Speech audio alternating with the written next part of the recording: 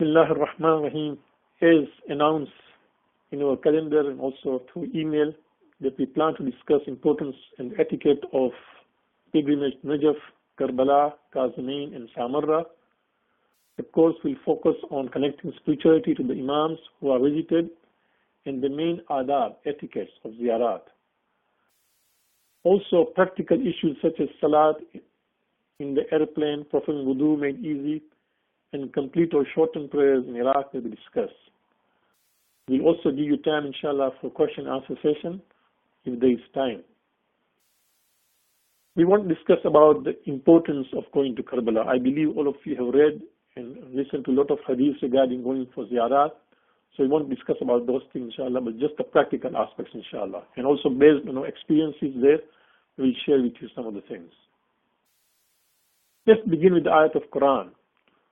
Surah Al-Baqarah, ayat 197, Allah says, Bismillah ar-Rahman ar-Rahim, وَمَا تَفْعَلْ مِنْ خَيْرٍ يَعْلَمْهُ اللَّهُ وَتَزَوَّدُوا فَإِنَّ خَيْرَ الزَّادِ التَّقْوَى وَاتَّقُونِ يَا أُولِي الْأَلْبَابِ. Subhanallah, Allah says, وَمَا تَفْعَلُ مِنْ خَيْرٍ يَعْلَمْهُ اللَّهُ. Whatever good you do, Allah is aware of it. Allah is fully aware of it. Allah Tabatabai has a commentary here. He says in his Tafsir al-Mizan that this ayat has been revealed regarding to Hajj. When people go for Hajj, Allah is just reminding them that whatever good you do, openly or secretly or privately in your rooms, even within your mind, the good intentions you have, the piety you would like to display, right? The taqwa which you all the time carry with you and wear it, right? Because Quran uses taqwa also sometimes as a dress. Then Allah is fully aware of that. Don't at all worry about what people say or people are going to react. You are going on a journey which is a religious journey, a spiritual journey, and keep that in mind. So Allah says, Allah is assuring us, وَمَا تَفْعَلُ مِنْ خَيْرٍ يَعْلَمْهُ اللَّهُ. Whatever good you do, Allah is aware of. Allah knows about it, right? وَتَزَوَّدُوا. And then says, prepare yourself. For example, you're attending this webinar itself is a preparation for the ziyarat trip. Similarly, you send your passport for visas, you take, for example, vaccinations, you prepare yourself mentally, physically, psychologically, all those things are preparations. Do prepare yourself. Don't just go suddenly there. Sometimes I see people are so busy in their lives that the next day they are flying, that is the evening. Just evening before that, they have completed all their chores and their work. Next day they are just flying. Just tell their wife, keep the bag ready, let's go. That's not how you go for ziyarat trips and hajj trips. If you do that, you will suffer yourself.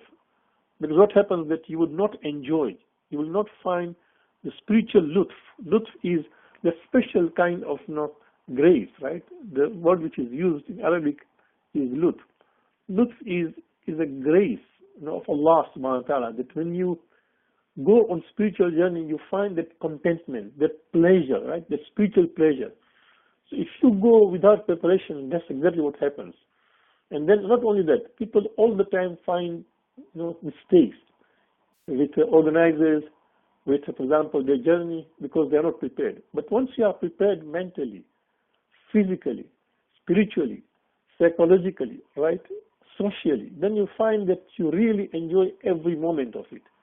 And that's the reason that we are having these webinars, is because we'd like to prepare you, mentally and spiritually. Very important. Physically, of course, we can't do anything, but at least spiritually and mentally we can help you to prepare. And then Allah says, فَإِنَّ خَيْرَ الزَّادِ التَّقْوَى. Subhanallah. It says of all the preparations, the best preparation is that of taqwa. That means God fearing, God mindedness, God wariness, right? That you are doing for the sake of Allah subhanahu wa ta'ala, and throughout your journey, you only have Allah as your focus. That you would like to please Allah subhanahu wa ta'ala, you would like to do things which would please Allah subhanahu wa ta'ala. Always ask your question, whatever I am doing, whatever I am saying, would Allah approve this or not? So that is the best preparation. That makes sure that spiritually you are prepared. Once you are spiritually prepared, if your taqwa is there, you will find that every moment of your trip, even small difficulties or hindrances, you will just not at all be worried about that. It won't bother you simply because you are spiritually prepared. So that's why Allah says, فَإِنَّ خَيْرَ الزَّادِ تَقْوَى وَاتَّقُونِ يَا أُولِي الْأَلْبَابِ. SubhanAllah, even after Allah telling us that the best of preparation is taqwa, He still tells us, وَاتَّقُونِ, fear me. Just be good, God fearing. Have parhezgari, right? Ya ulil albab, or people of understanding, or people of intelligence. Ulil albab, subhanallah, it appears in the Quran 13 times. In a number of places, Allah has even defined that who are people of ulil albab, who are these people who are of intelligence, who understand things. So Allah mentions and calls us, Ya ulil albab, subhanallah. The fact that you have decided to make a trip, a pilgrimage to Karbala, to Iraq, right, for ziyarat, you are ulil albab, somebody who is intelligent. Now just make sure that you prepare yourself. So it's a beautiful ayat, reads again and again. It has come in the context of Hajj. But of course, pilgrimage also, ziyarat is also part of pilgrimage, and some of these things apply even there, right?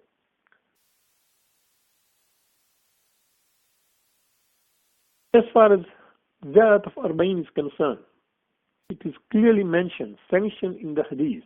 It's not something just, for example, started by a few people and it's just going on. It's not a culture, or it's not, for example, a practice which only people have started and we are following. No. It has been sanctioned in the Sharia. There's a clear hadith. The 11th Imam, Imam Hassan Askari, salawatullahi wa salamu alayhi, Allahumma salli ala Muhammad, has a hadith whereby he says that the believers have five signs. There are 5 signs of believers. No? These are the signs of believers. What is the fil kitab al-mu'tabar? On Imam al-Hassan Askari. He says, the author says that there is a hadith which has come reliably from the 11th Imam, Alamatul mu'min khamsun. There are 5 signs of a believer. Salatu ihda wa khamseen, right? Reciting 51 rakat of prayers. That is the 17 rakat wajib and 34 mustab. The nafila, namaz tahajjud, salatul layl, all those things are 34 rakats. Exactly 17 times, or 2. So 17 are wajib and then 34 are mustab. So 51 rakat are the signs of a believer. Brothers and sisters, although some of us may not be able to do this thing because of our commitment in our daily life, but as you are traveling, try to make sure that you don't miss them out. Especially don't miss Salatul Tahajjud at all. One thing you should make a point, the moment you travel from your place, whether it is Toronto, whether it's Vancouver, whether it is Edmonton, whether it's London, wherever you may be from, for example, make a point. Just almost pledge it. Give a pledge to the 12th Imam, right? That, Ya Imam, I have the intention of saying my Tahajjud Salat and you help me, right? Don't miss out on that. That is the best time. These are the best times of doing that. So, 51 rakats. The second sign is Ziyaratul Arba'in, subhanallah. The 11th Imam mentioned second sign is Ziyarat of Arba'in. Of all the things we do on Arba'in, we for example do majlis, we do azah, we do niyaz, we do matam, right? We give lectures, for example, if you are a speaker, all those things. One of the things which is most important on Arba'in is Ziyarat of Arba'in. Either the best thing is to go there. If you can't do that, then at least even from far, but you say Ziyarat Arba'in. So those of you who have planned already to go for Ziyarat Arba'in, you are very fortunate. May Allah subhanahu wa ta'ala make it easier for you. May Allah in fact accept your efforts, and may you in fact be a different person once you go there and you come back, right? May Allah accept your efforts, inshallah. وَالتَّخَطُّمْ بِالْيَمِينِ. The third quality, sifat of a believer is that he or she would wear a ring in the right finger, especially a teak, right? You would wear the ring in your right finger. So these are the actually signs of a believer. The fourth is that وَالتَّعْفِيرِ al-jabin. That means you keep your forehead, right, on the floor. That means when we do the sajda, we do sajda either on the earth or we do sajda on the turba of Imam Hussain Islam.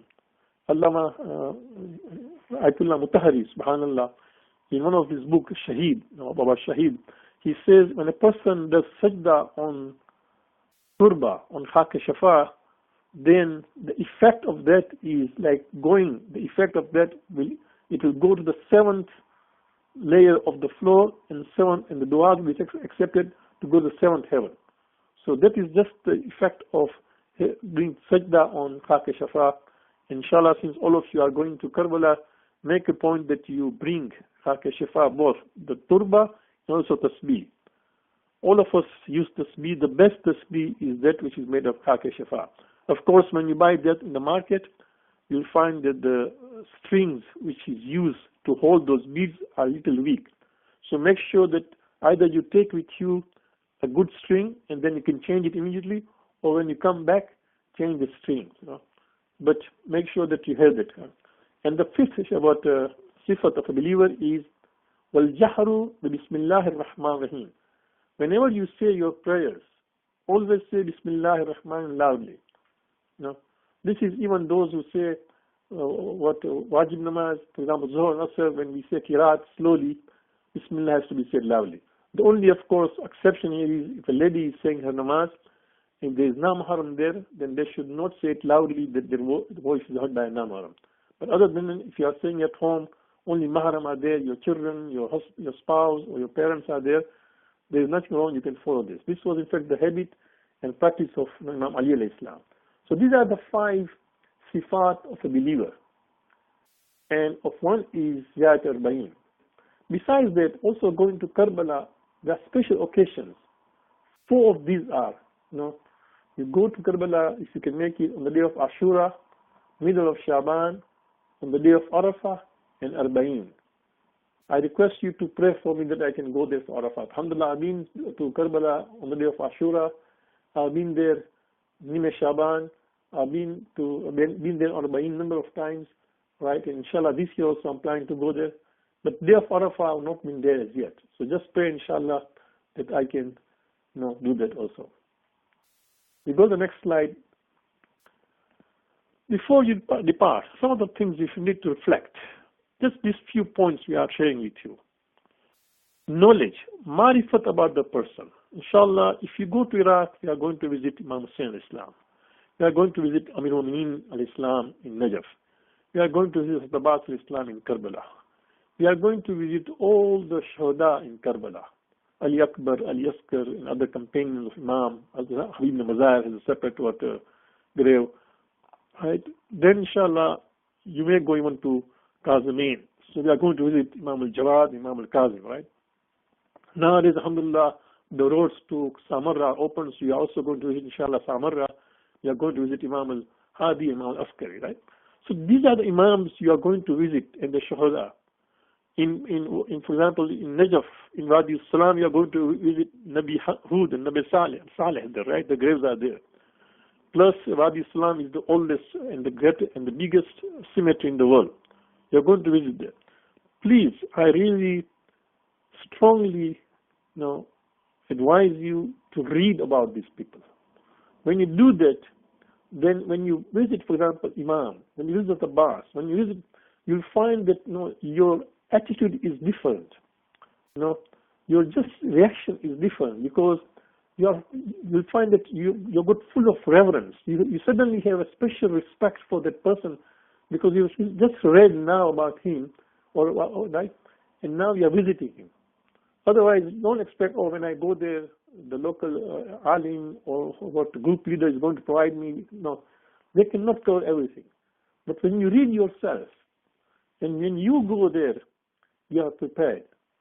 Brothers, I'm telling you, and sisters, through experience, I know all of us know about these people. We have been hearing all our life. No, read afresh. Go online, go to one of the best sites, of course, about all the Islamic, the Shia Islam is Al-Islam, right? If you go to Al-Islam, just try to do a search there and read about these, personalities, these holy souls. You'll find that it is really, it will help you. It will be enriching because your mind will be fresh. You read about Imam Hussain, you read about Abbas, you read about Amir al-Mu'mineen. Do that.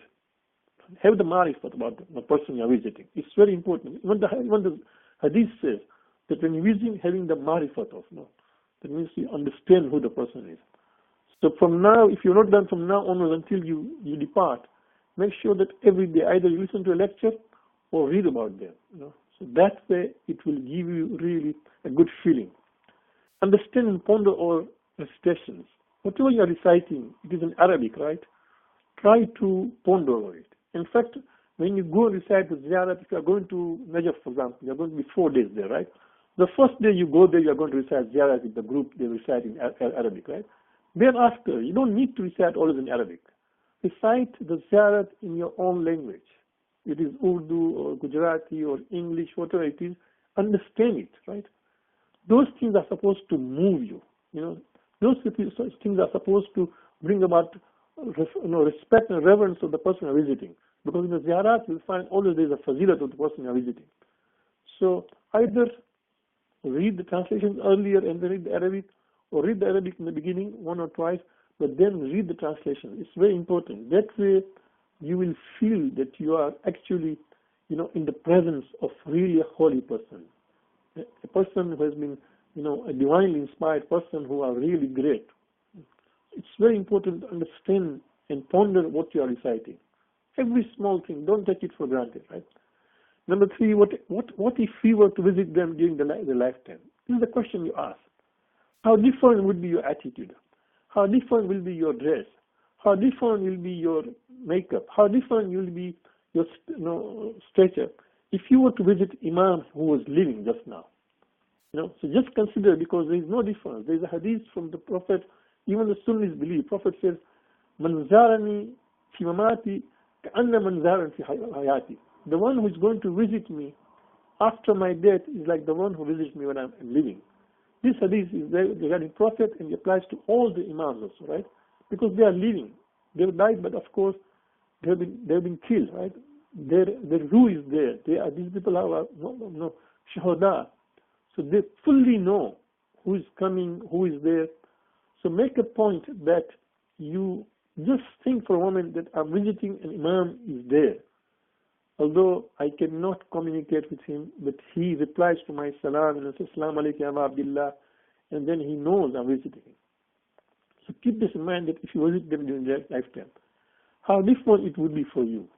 Because sometimes what happens, because we are just doing as a ritual, people I find sometimes going to these holy places, the attitude does not change. They still like to all the time joke, all the time have humor and this thing. They are not the place of humor. You go the whole time. This is a very special time. You are in the presence of a very holy person whom you know has done so much, right? So try to, in fact, keep that in mind. Total humility and reverence. Humility is, as those know in what Urdu, we say inkisari, right? That means total humility, humbleness, and reverence. It's somebody who's so holy, so great, who has given everything, whatever they had, for the sake of Islam. So try to always, even when you are walking, when you are walking towards the haram, if possible, sometimes, for example, even be barefoot, provided you think that you may make najis. Otherwise, for example, if your hotel is not very far, you have been once, twice, 3 times the haram, you saw that from your hotel till the haram, there is nothing place which can make you najis. It's not wet, it's just dry. Out of humility, sometimes even go barefoot, right? Show that humility. If not barefoot, at least your dress, your talk, your attitude, all those things is very important. People all the time would like to chat. No, this is not the time. Humility is very important, right? The only difference, of course, Islam does not require us that we, as the kings in olden days wanted, that people should bow them and just prostrate them or walk on their knees. No, that's not what we mean. What we mean, just walk normally, because Islam does not approve of those things. When one day, I think it was Imam Ali al-Islam, when he was coming, people were just going towards him. They started running and just bowing everything. He said, no, these are not the things we approve of, right? So yes, these people are holy. They are people who are appointed by Allah subhanahu wa ta'ala. So we'll show our reverence and humility. Keep that in mind. Renewal of the pledge of the Imam. Inshallah, there is a hadith I'm going to share with you, so we'll discuss about it later on. that when you go to Karbala, when you go to Najaf, when you go to Kassamali and Samarra, what we are doing is you are just as if you are going to there, extending your hand to the Imam and saying that I am renewing my pledge, I'm renewing my bayat to you. This is exactly what it means. Every ziyarat trip is an opportunity to renew your bayat. So as if that Imam is there extending his hand, you extend your hand and say, here I am, and I am pledging my bayat. I'm renewing my bayat, my homage. I'm paying my homage to you.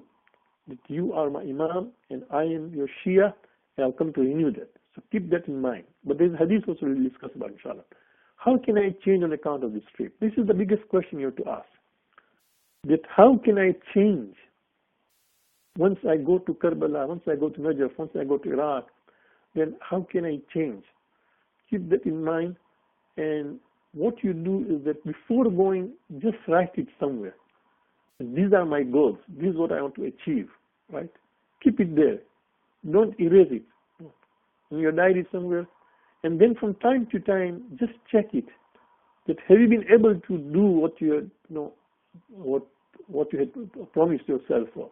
Whatever you pledged yourself that I want to change. Has that come? You should, over time, you should not forget those pledges. So keep this in mind that we want to change. We go to the next slide.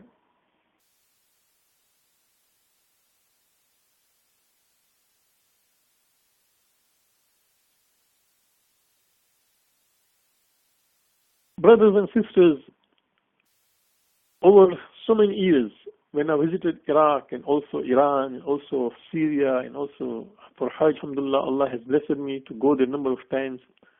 One thing which I have noticed, unfortunately, is that people make the namaz qaza, their prayers qaza, or even sometimes miss out. And their argument is that we are not comfortable. We are not at ease. We are traveling just now, right? So Allah knows about our circumstances. Allah knows about our limitations. So because of that, I will say my namaz later on. I will say my namaz qaza. God knows very well. Let me tell you one thing, that this argument will not go. It will not at all be accepted. Because ziyarat for all of us is mustahab. It is only wajib if you've done nazar. If you've done nazar, for example, that if so and so thing happens, then I make ziyarat wajib on me, qurbatan lillahi alayha, for the sake of Allah, then only you can do that, right?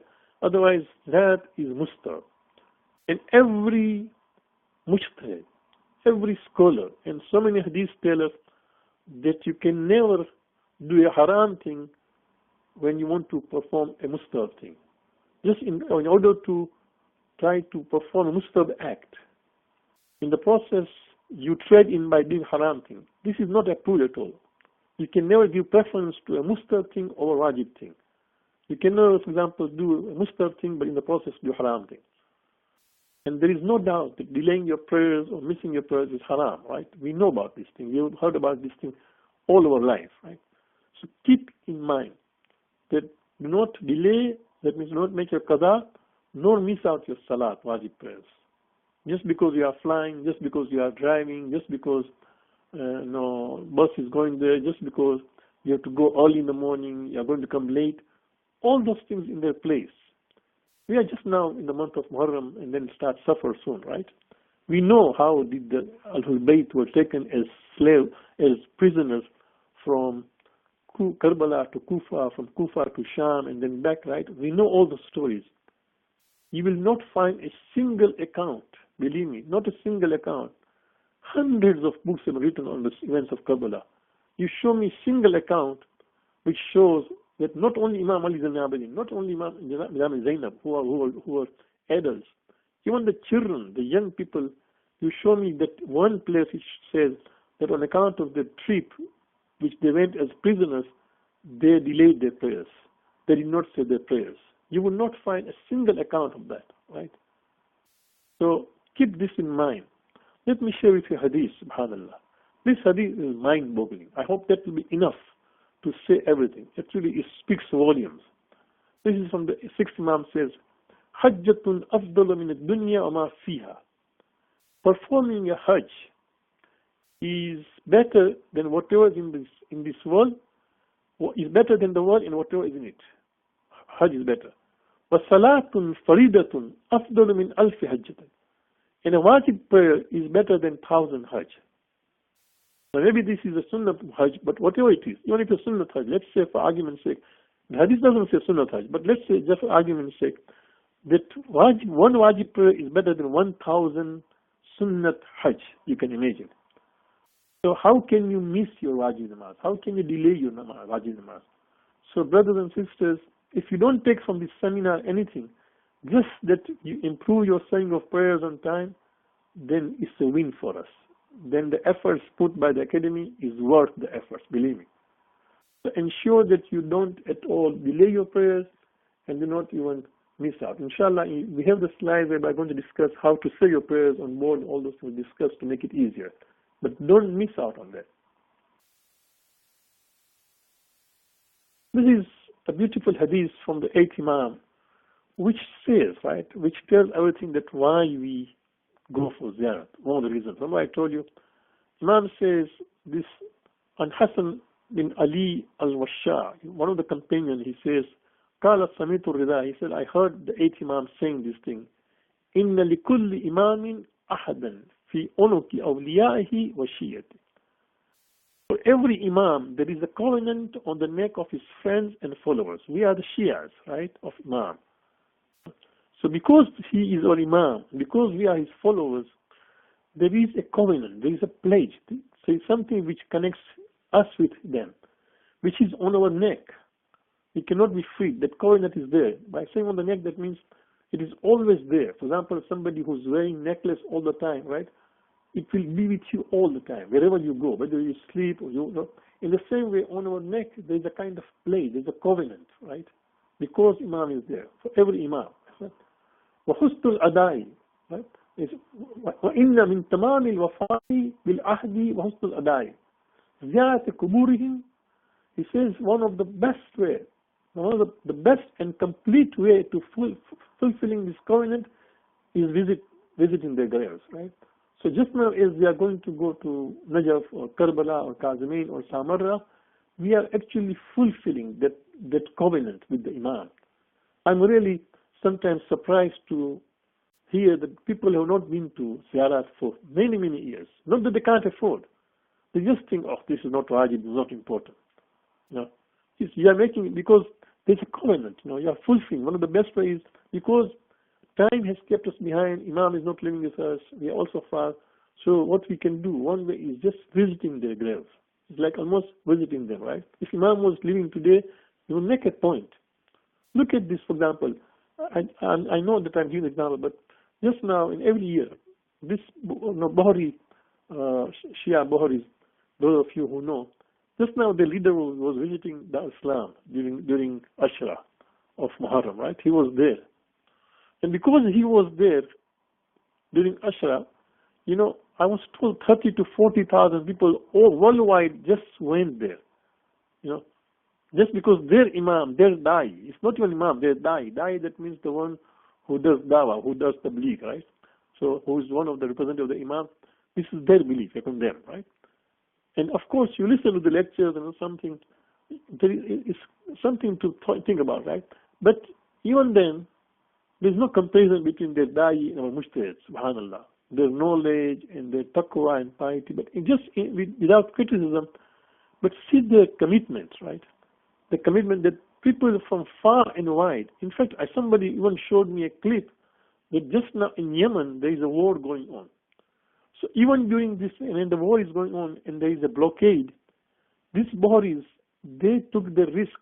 They actually took boats and secretly just came out of Yemen, then came to the neighboring country, and then flew into Dar Islam, just to be present there to listen to his lecture, right? We are going to Imam al-Ma'soom, Imam al-Mansus billah, that means the point of Allah subhanahu wa ta'ala, and about whom we have read as the great Imam, right? They're visiting them. So it is important that we go and visit them. This is how we fulfill our pledge, and in fact, the best way of and complete way of fulfilling the covenant is to visit this grave. And then Imam says, right? Not only that, it says, فَمَنْ زَارَهُمْ رَغْبَةً فِي زِيَارَتِهِمْ وَتَصْدِيقًا بِمَا رَغِبُوا فِي كان أئمتهم شفعاهم يوم القيامة. Then Imam says, one who goes there with a sincere desire of visiting them and with conviction. It means you believe he is the Imam appointed by Allah subhanahu wa ta'ala. You realize that no, we are the Shias of Imam, is my duty, right? You go there, not only desire, you have desire and with conviction. Both the belief is there and also the liking is there, that you want to go there. Sometimes, for example, people have the desire to visit because, okay, everybody is going, let me go also. So that is just, for example, no desire. No, there is a desire of going there, but at the same time, there is also conviction, belief that he is Imam, right? Then the Imams will intercede on their behalf on the day of resurrection. Every Imam you visited, Imam Hussein, Imam Ali, Imam Al-Kazim, Imam Al-Jawad, Imam Al-Hadi, Imam Al-Askari, you are going to visit them, they are going to be your infection free. And since we are discussing this hadith, and since we are discussing the hadith from the 8th Imam, I know many of you have already purchased your tickets and almost finishing your trips arrangements. But let me advise you, every time you decide to go to Iraq, you or your family members or your friends or your relatives, advise them, don't miss on going to Iran also. You travel all the way from North America, from Europe, from Africa, all the way to Iraq. Iran is so near. This Iraq and Iran, this is just borders created by the colonialists, right? Otherwise, it's so near. I remember 3 years ago, I flew from Najaf to Mashhad. I think, if I'm not mistaken, if my memory is there, then I think within 3 hours or 3.5 hours, I was there. From one holy city to another city. So there are flights, right? And it's easy. It's even more easier to go to Iran. So make a point that you, since you have been all that way to Iraq, and the sawab of visiting Mashhad are so much, unbelievable. It's surprised. It's not our discussion here, but every time, most of the time when I'm going to Iraq, I'm always going to Iran.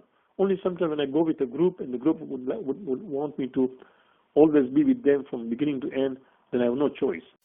But otherwise, when I would go on my own, I've always been to Iran after Iraq, or sometimes before Iran and then Iraq. Make a point. It won't cost you extra, but there's a lot of reward, right? And he also is our Imam.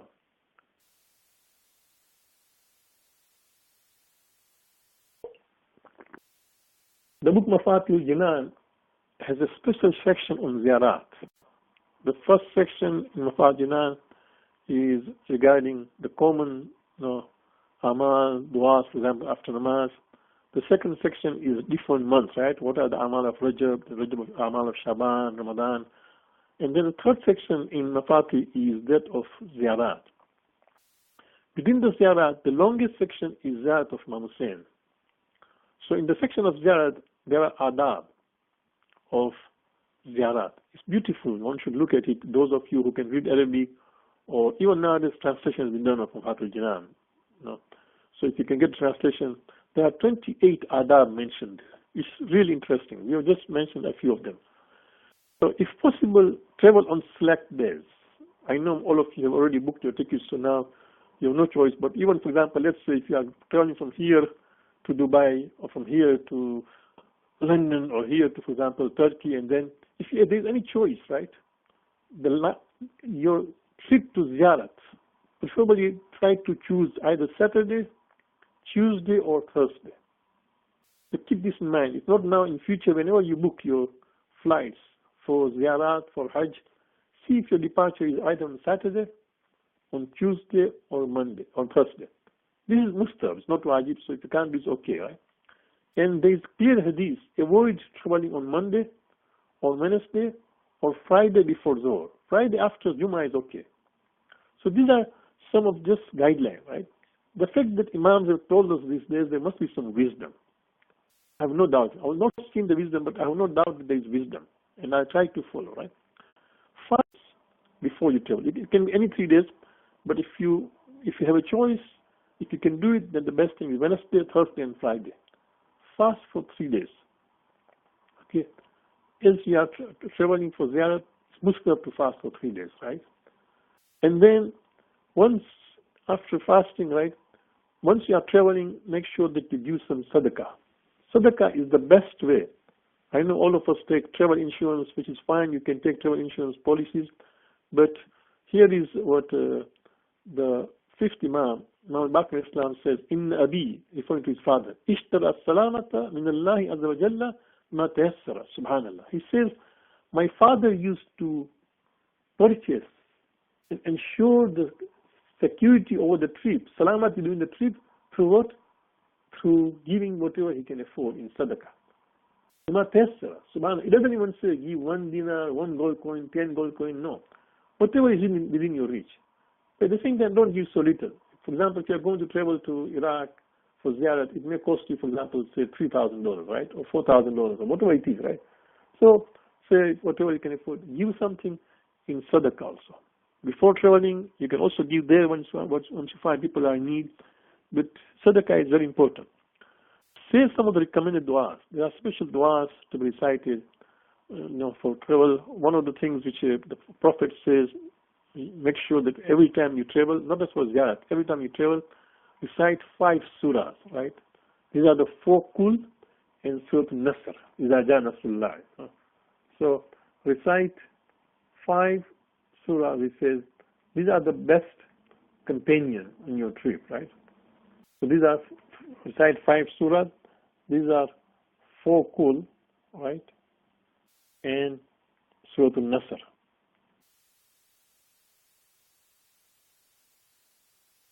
So these are mustahab. If you can recite these, and of course there are many du'as and Ayatul Kursi and Surah Kullahad, all those things, all of you know, right?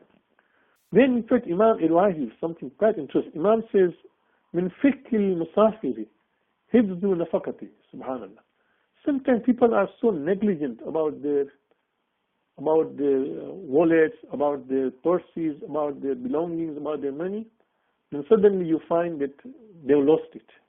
I remember we went for Hajj a few years ago. With me was a brother. We had warned them that when you go for tawaf, don't take your valuables, right? But he had $4,000 with him. The package was paid, but he came with his family, so he had $4,000. For some reason, he kept it in pocket. The next thing he sees, it was stolen, right? And then he had to go and report, and then at every stage he had to ask for people to help, right? So it is important that you take care of your belongings. Surah Al-Nasr is Surah number 110 of the Quran, in case you don't know. So it says, one of the nice things for a traveler is to always take care of his nafaka, whatever is going to support you, your money, your everything, rather than start asking. Although nowadays, mashallah, because you've got packages, so they take care of everything, so you won't become beggar. But at least still, whatever you have, take care of it. The next slide. Yeah, one of the biggest things which we overlook during our trips, somehow because of the traveling and because of lack of comfort, we become selfish. We tend to forget about others' rights. We think that we are the only zawar. We are forgetting that others also are zawar, others, right? So I kept 3 hadiths here, from the 5th Imam, the 6th Imam, the 7th Imam, which is enough, which talks everything, right? The 5th Imam says, it does not matter if one visits his house if he does not possess 3 traits. So Imam says, if you don't have this kind of 3 qualities, then it's better not to visit you in the house of Allah. It doesn't matter, he says. Cautiousness, which prevents him from sinning. As we said earlier, right? That the best preparation is taqwa. He says, try to be cautious, which will prevent you from sinning. You cannot commit sins while going for holy trips, right? And this also means when you are traveling while on board, there is no need to watch those movies and everything. This is not the time. Do the zikr or read or just rest. There is no time to watch those documentaries and movies, no. Who knows what kind of things come there. So try to avoid it, right? Forbearance, which helps him rule over his anger. Try to have the hilm and forbearance, that you are able to control your anger, because that's one of the things people lose their cool very quickly on account of little difficulties, right? If the bus is delayed, they start complaining. So try to always, you should have forbearance, which helps you to, and finally, good interaction with those who are with him, whoever are with you.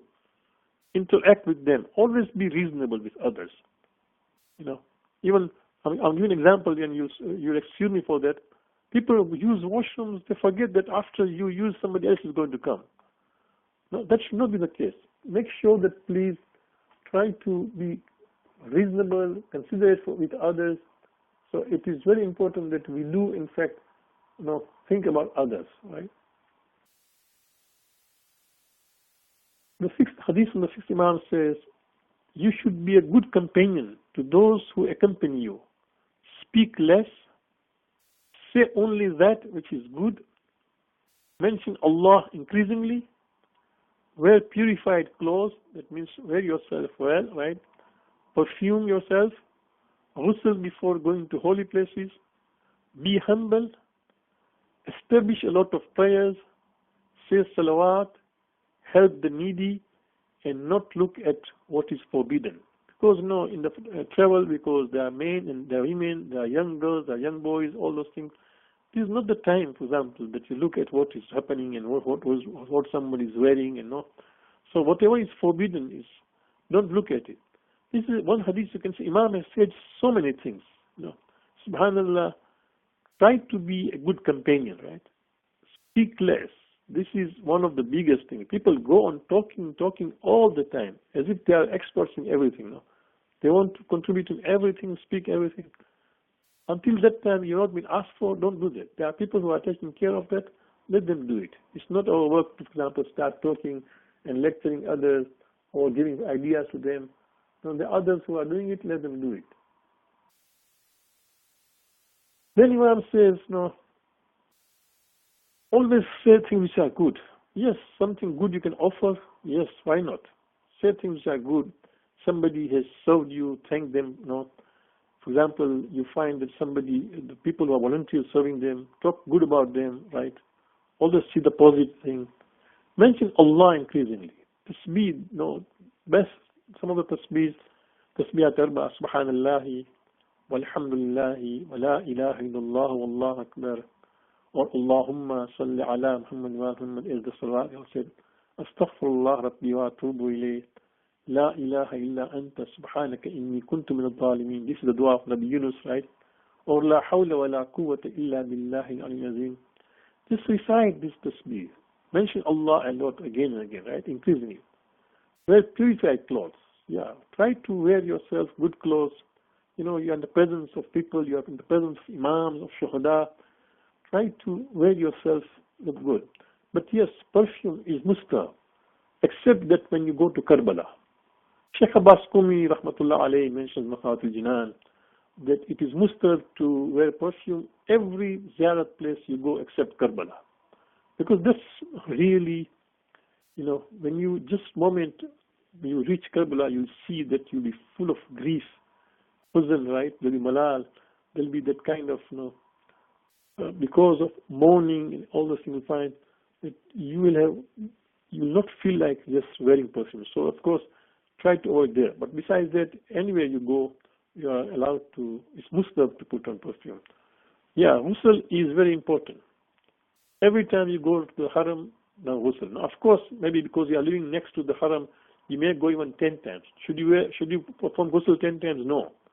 In that case, the masala says, every ghusl which is performed, right, will last 12 hours, right? So maybe if you perform ghusl in the morning, the next time you perform in the evening, if you have to. No, if the water is there, of course, that's important, because sometimes there is not enough water. These are not wajib things. So perform ghusl. Of course, if your wuzu becomes batil, you have to renew the wuzu. But as far as ghusl is concerned, is mustahab, it can last 12 hours. Be humble, as we discussed earlier. Establish a lot of prayers. Besides your wajib salat, lot of mustahab salat should be there. Every ziyarat is recite 2 rakat khadiyah ziyarat. Recite ziyarat for fulfilling of hajat, right? Recite namaz for others, for your parents, It's important, right? Say salawat, help needy ones. If you find somebody who is needy, needy doesn't mean only a beggar. In your kafila, somebody is old, right? Somebody is handicapped. Somebody has number of children. Offer the help. Even that is, because needy here doesn't mean a poor. Needy he needs your service. She needs your service. So offer that. Can we do, for example, every time you are told, we'll be going out at 9 a.m. You find some family is always late, right? Without deciding why you are late, ask them that I see that perhaps it takes time for you to come down. Do you need help? I can come before 5 minutes. I can carry anything you want. No, whatever you are doing, try to offer them that help. It's important we do that, right? That way you are also offering the service, and that person will be on time, so everybody will leave on time, right? So it's important that we do that. The 7th Imam, beautiful hadith, he says, whoever prays for his brothers in belief, for a believer, right, for a moment, in his absence, is called from the throne, from the arsh, O servant of Allah, you will have 100,000 times as much reward as one may receive for his prayer. So brothers and sisters, inshallah, you will reach safely to Karbala and Najaf and Samarra and Kassamali. Don't forget to pray for your parents. Don't forget to pray for your relatives. Don't forget to pray for your neighbors. Don't forget to pray for others who ask for. And even I request you, please, do not forget us in your prayers. Pray for us. Pray that we can continue serving, Islam and Islam and Shiaism through all these webinars and through other courses. So pray for others. It's very important. And see what Imam says. The reward is 100,000 times. There's a beautiful story in Al-Kafi that a person had gone for Hajj. When he reached Arafat, people saw that from morning, from the time he reached Arafat till evening, he was just standing under the scorching heat and all the time praying and full of tears. In the evening, somebody goes to him and says that you must be in difficulty, you must have some kind of problem. We see you that you have been praying continuously and standing throughout under the scorching heat. You must be in difficulty. He said, Wallahi, by God, you see me this thing, I've been praying for others. Then this person quotes this hadith of the 7th Imam. He said, why would I not pray for others when I'm going to get 100,000 what I need, right? So pray for others is very important, that once you get the opportunity to do it there, pray for others. Now this is as far as, because we'll be doing wudu for the haram, we'll be doing wudu for salat, staying in wudu is important. So let us very quickly look at doing wudu simply, right? We are allowed to use a spray bottle for wudu. Now I don't have just now here where to demonstrate to you, but if you go to YouTube and just write doing wudu, just Google there. Just try to search this doing water through spray bottle. There is a clip of ours we have put there. It shows that how you use spray bottle to perform wudu, right? So you can just look at that. Some of the points here, you can carry it on board. The benefit of carrying this spray bottle is that even in these restrictions, these days of restrictions, you can also carry this bottle, right? Which is 3 ounce or less. It's because it is 3 ounce and 100 milliliters, you are allowed by law to carry it. What you do that at the time of checking, once you at the security, just remove it from your bag, from your purse, from whatever it is. Just remove it from your handbag or purse. Show it to them. So that way, at least you will not be tagged. You will not be, for example, they will not flag your bag, right? Just say that I'm carrying this thing, but because it's 100 milliliter and 3 ounce, you can do that, right? And you also carry it with your haram. Now, just a caution that some of the people, when you go to the haram in Iraq, because of this, Daesh and all these enemies who are trying to all the time come and do suicide bombers, they are strict, right? Now, a point here, although they are strict, they mean well. Whenever they check you, they try to, for example, pet you, try to be kind to them. If you understand their language, they'll tell you that we would not like to do this to you. It's only that we are forced to do it. And most of them are volunteers. So please do salam to them when they are giving you some instructions, cooperate with them. Okay, it's very important. It's not that they are just doing it because they want to harass you or no, not at all. So it's very important, that every person who takes your shoes, who do salam to them, it's very important. These are volunteers of no imam, right? So, but one thing I have noticed, that some of the people allow you to take spray bottles, some of them don't allow you. Okay, so what you can do is that if you find that at one stage, in one gate, at one entrance, that person is not allowing you, just go to another entrance. There are a number of entrances. On our site, we'll give you what at the end references. On our site, we have put maqamat the maps of all the maqamat. That means all these holy places in Najaf, in Karbala, in Kassamali, Samarra, those places and how to enter different gates, different names, the maps are there on our site. So we can know easily use it. Yes, of course, you can use spray bottles in Hajj, that's fine, sister. But in Iraq, what is happening that because of this security, they may sometimes ask you not to take with you. So as I said, that what you can do, either tell them that you need this for wuzu, right? And you can show them that this is not liquid, this is just water, But if he or she still says no, then just go back. Don't argue. Just go back and see that if you can enter with some other entrance, use other entrance. Okay. Make sure that ensure that spray bottle, there's enough water in the spray bottle. So all the time before going to the haram, fill that bottle, right? Washing should be different from wiping. Make sure that you are washing. Although you're using spray bottle, it's washing. So you actually spray water. You spray so much water that it starts dripping, and then you wipe your head. So this is known as washing. We are not doing massa. We are not wiping our head. We are washing. So keep in mind that although you're using spray bottle, but still you are still washing, right? Use of bathrooms for wudu or spray bottles when traveling by trains or coaches, right? So you can, for example, use bathrooms for wudu, or just spray bottles while just sitting on your seat, right?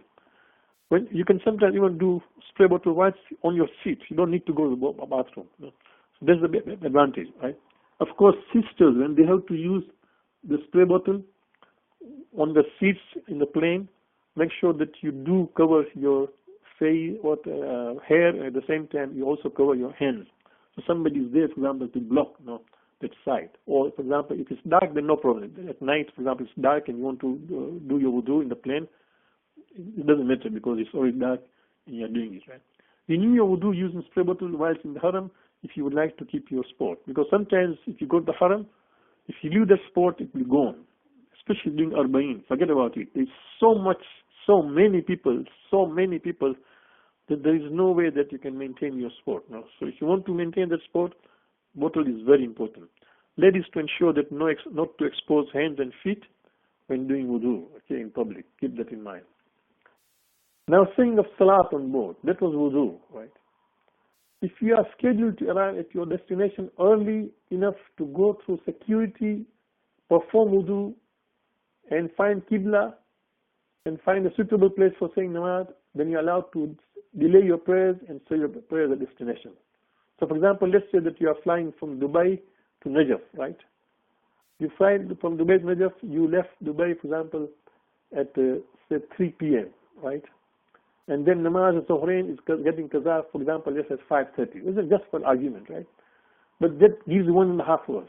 You are confident that in that 1.5 hours, I'll be able to, go and do my wudu, find a place to pray and keep the other things. So you can delay your namaz and say your namaz in Najaf instead of saying your namaz on plane. That is if you are sure. Yes, it will be recorded. The webinar is recorded, inshallah, and this will be placed on our site. If you go to Al-Islam or Academy of Islam under Ali 374, you will get it, inshallah. It will be recorded within a day or two. Inshallah, we will post it. Just look for Ali 374, and you'll get it, inshallah. Say Qasr Salat on board. Yeah. Whenever you say your prayers on board, that means on the plane, it is always Qasr Salat. Why? Because although even if you are leaving your home, by the time you put on your belt and the plane takes off, and they say, okay, now you can remove your belt, by that time the plane is already out of the tarakhus, out of the city. So because of that, it's Qasr Salah. Of course, if somebody is a frequent traveler, Kathiru Safar, somebody who travels all the time, is different. For example, you take if you take Zawar or Hujjaj all the time, then it's different that you are a Kathiru Safar, then you say complete namaz. When traveling, it is advisable to maintain the tahara, that means your wudu, of your body and clothes till at least prayer time. Now this is advisable, it's not wajib. What I mean is that, for example, let's say that as you are traveling and after a few hours, 2 hours, namaz time will approach, right? So try to maintain your wudu if you can. If not wudu, at least your tahara, that means your clothes should be parked, your body should be parked. What happens, for example, sometimes people, in fact, what they do is that they go to the washroom. They have to go to the washroom. And they are not careful about making themselves tahir. They say, okay, when I reach home or when I reach my destination, I'll just change my clothes. So what happens that you have made yourself najis already. Your clothes are najis, your body is najis. Now you can't say your prayers. So it's advisable that you maintain your taharat. It's very advisable. Maintain your tahara on board, and of your clothes and also of your body, right? For those who can retain the wudu for longer time, it is advisable to perform the wudu with the niyat of qurbat illallah before departing, if you can do that. But if you think that you're not going to maintain as you age or because of some complications, then you will do wudu as we mentioned earlier through your spray water. Next point, right? Number 3, ensure that the prayer time has begun before you say your prayers. Yeah, it's very important that if you have to say now your prayers on board, make sure that the time has already entered. Use the app. If you go to this site, halaltrip.com, you can download an app for your phone, both iPhone, also other kind of phones. You can just do that, and Samsung or any kind of phone, you can just download your this app. And then once in this app, it will allow you to put your flight details, from which airport you are flying, where you are flying, at what time. So it will give you the timing of the prayers from the time you left, and also direction of Qibla. Of course, if your flight is delayed, then make sure that accordingly you make the adjustment, okay?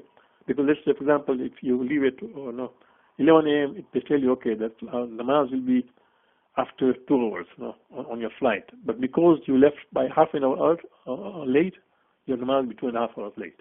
So this is a very good app. I've used it. Always use some precautions. So whatever the time is there, for example, it shows that, okay, namaz time is at, let's say, 2.5 hours after you leave. Give yourself 10 minutes extra, 20 minutes extra, just to be safe that the time has entered, okay?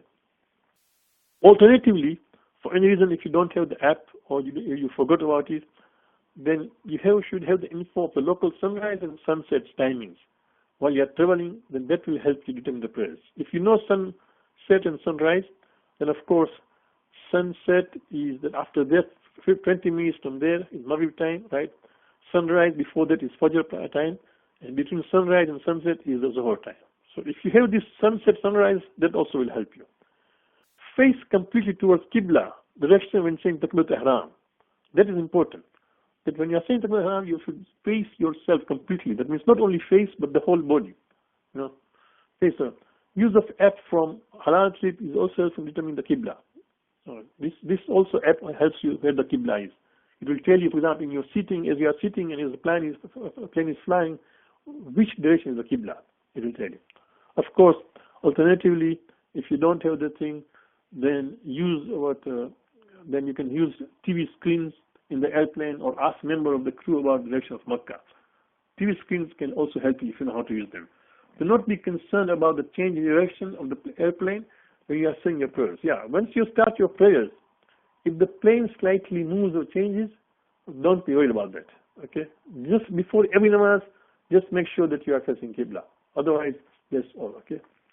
And then, of course, you will again determine Qibla direction when you begin the next prayer, such as Asr after Zuhr or Isha after Maghrib, right? At that time, you'll just check again. Next points, where possible, observe all qiyam, standing, ruku, sajda, and qu'ud position required in salat, where possible. It's very important. The most important thing is possible. If it's possible that you can maintain qiyam, you can maintain ruku, this will only happen, for example, if you go to exit row. or you are in the first class, or business class. Otherwise, it's very difficult, right? This can be done in the exit rows or in the designated prayer places in some Muslim flags. For example, Iran Air, Saudi Airlines has a special place of namaz. Also, otherwise, after rising and facing towards Qibla, otherwise just you rise and face towards Qibla, say Takbir Ihram, and then just sit on your seat and say your prayers. Now keep this in mind, two masala. One is, if you could not find a place to say namaz, then you will say namaz on the seat.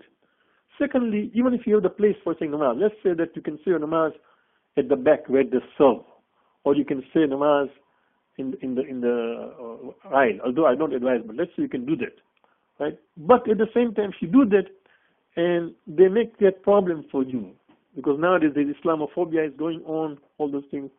Because of that, we advise you, just say your prayers on the seat. Maulana Sayyid Ahmad Rizvi here in Toronto advises that because of this post 9/11 situation, there is so much Islamophobia, and just because of prayer, you should not become source of attention that they now say what you are doing, and then they check you and they open your bags and everything. Don't put yourself into trouble. Keep that in mind. So you are the best judge. Okay, what is important? Do your wudu, find Qibla, say Allah Akbar towards Qibla. Stand up and say Allah Akbar and just sit on your seat. And then, of course, you will say your prayers. Now this is it, that once you otherwise face Qibla, after Akbar, use gestures, ishara, to determine 4 positions in Salat. Straight, for example, such as sitting straight in lieu of Qiyam. You sit straight on your seat is like in the place of Qiyam. Slight tilting for Ruku, that means for sitting. Bending more is for Ruku. And further bending is for Sajda. Note, there is difference of opinion between scholars on whether one should say their prayers in aisles, washrooms. Yeah. Some people are extreme. Some scholars say you must find a place to stand and say your namaz and do all those things, even if it means you go to the washrooms.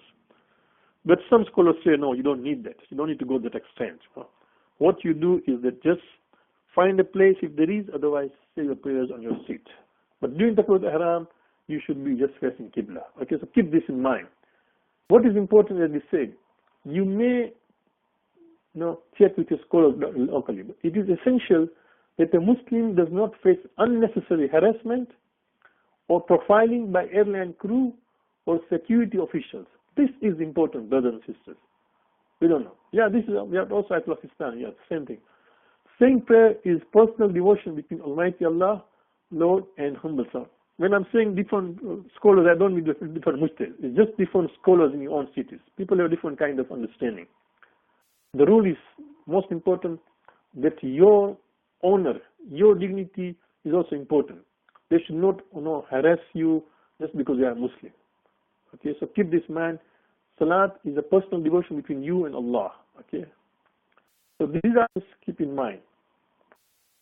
Now, one slide here is regarding, inshallah, when you reach Iraq safely, there are some places you can say your namaz complete, even if you stay less than 10 days.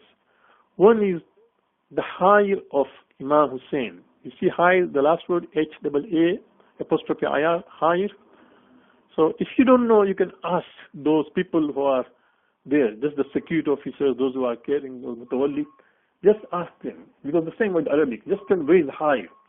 In our opinion, my experience shows high is just that where Imam Hussein's Zari is there, in the first room around the Hazari, the enclosure around the Zari, that is the high. The other rooms, extensions rooms, all those things are outside higher. But in any case, you can ask the person that wherever you are saying your prayers near the Zari, ask the person or ask an alim there, is this higher? Where I'm standing, is this higher? If he or she says yes, then you can say full namaz for Zuhr, Asr, and Isha. If not, then say Qasr namaz. Where you're not sure, the best thing is to say Qasr namaz if you're under 10 days. Wherever you're not sure, don't take chances. Masjid al-Kufa, once you go to Masjid al-Kufa, entire city of Kufa, in Masjid al-Kufa you can say complete namaz, even if you are there for less than 10 days. Ayatollah Sistani also allows Masjid al-Sahla. Because what he has said that Masjid of Kufa, the city of Kufa, is now expanded so much and extended that even Sahla in olden days was outside Kufa, is now part of Kufa. So what you know is the Baladul Kabir, that means a bigger city, extended city. So Masjid al-Sahla also, inshallah, when you go there for Maghrib and Isha, when it comes to Isha namaz, you're allowed to say full namaz there. Okay. One prayer is equal to 1,000 prayers in Masjid al-Kufa. So besides going with your group, besides go to Masjid al-Kufa with your group, if you can go with your friends, with your companions, right? Try to say more namaz in Masjid al-Kufa. There's a lot of salah. Especially just now in Arba'in, what happens that you just cannot go near the haram, right?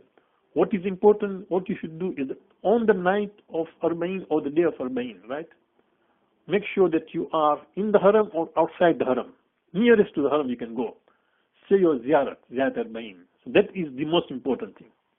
Besides that, if you find there is a rush, you cannot go there, go to the haram of Abbas. If you cannot go there, go to Masjid al-Kufa.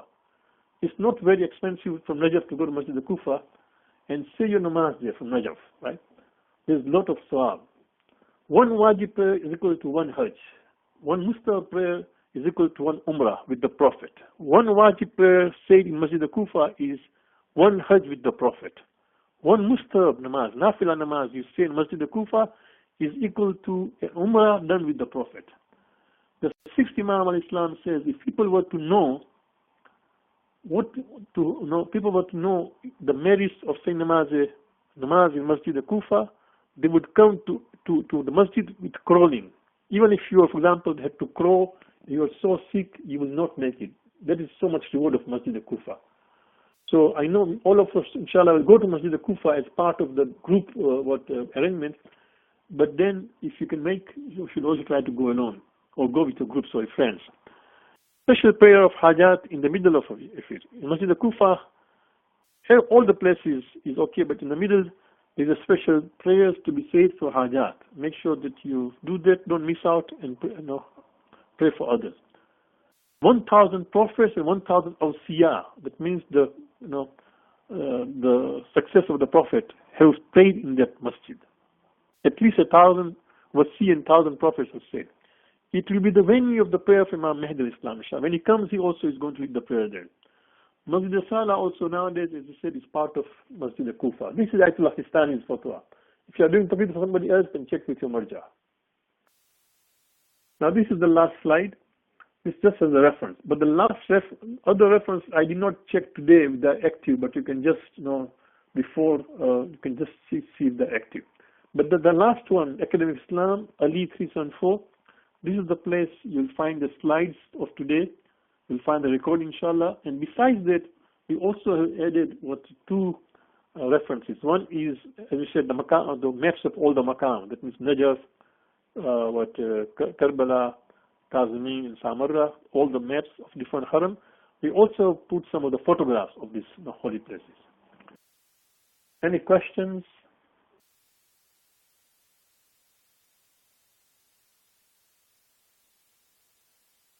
We have time, about 10 minutes. If you have any questions, please.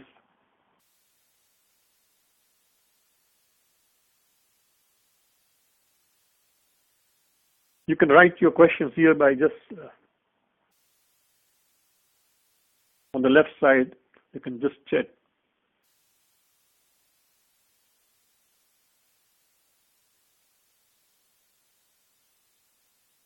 Yes. Isnad al-Dukhul is very important. In fact, it is not only important, but it's also part of etiquette. You cannot enter this holy place without Isnad al-Dukhul. So these du'as are there. Again, as I said earlier, don't only read Isnad al-Dukhul, but before you start your trip or when you reach there, make sure that you read the meanings of Isnad al-Dukhul. Isnad al-Dukhul is the permission you are taking to enter the holy place. Now the question comes, every time if you enter, are you going to recite Isnad al-Dukhul every time? Not necessary. Once you recited the Isnad al-Dukhul, complete dua is fine. Every time you go, just within your mind, just say, Adkhulu ya Rasulullah, Adkhulu ya Hujjatullah. That means just say, Adkhulu, The first one is question. And then adkhulu ya Rasulullah.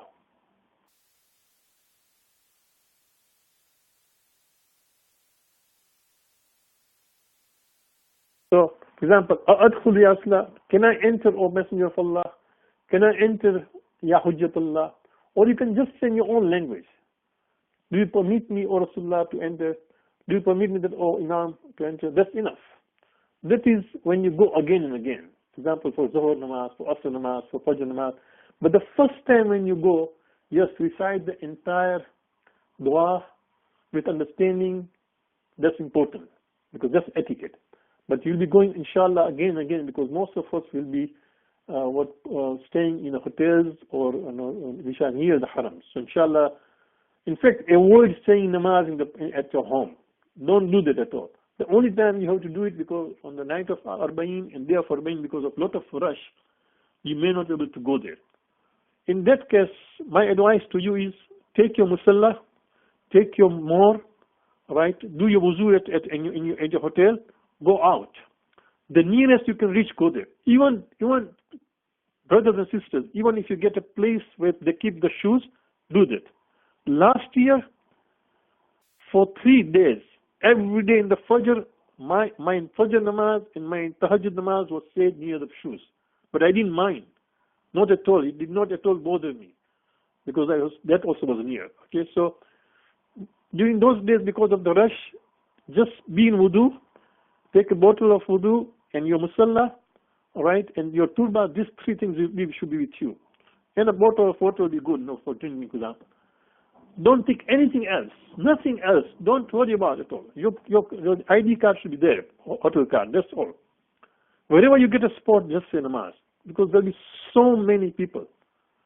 Okay.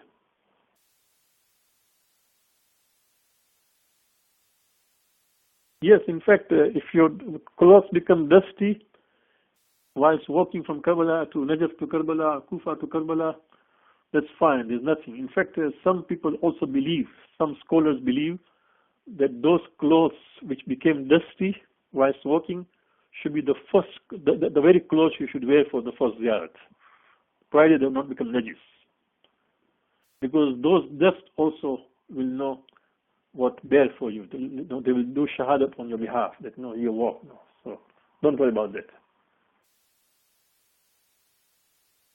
Can spray water be used? Yes, in fact, as long as you have followed the rules, that yes, why not? You can use spray water for also istinja.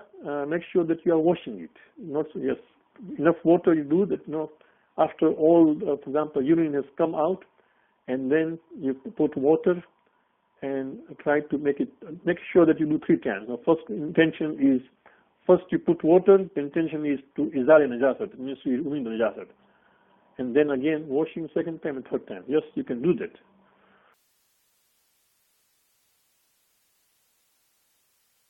Any other questions?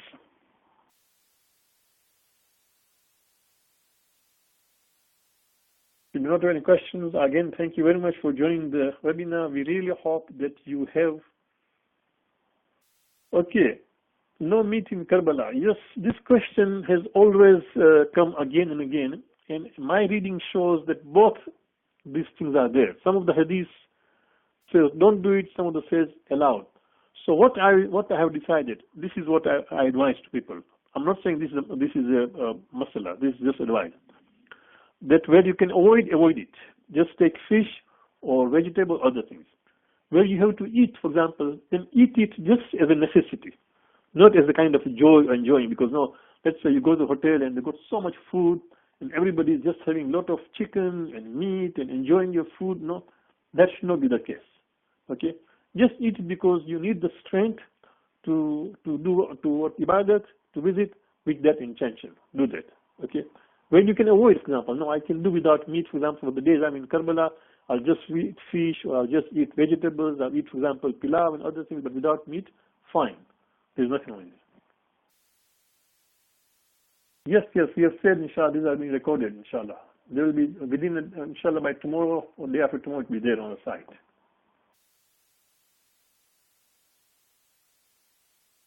Yes, in fact, yeah, when you are saying your prayers while sitting on the plane, very good question, sister. Yes, remove your shoes. It's no makruh, and in fact, to wear shoes when you are saying your namaz. So yes, remove it. Indeed, very good question.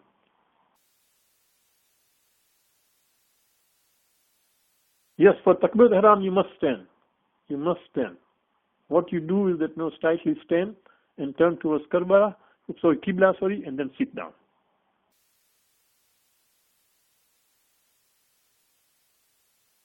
No, besides Karbala, you can be happy for because you are thankful to Allah. You are happy that you know Allah has given you opportunity to visit this Imam. There's nothing wrong with it. No, you don't need to be sad, of course. No. Of course, during these places there'll be majalis recited. At that time, can be said. No.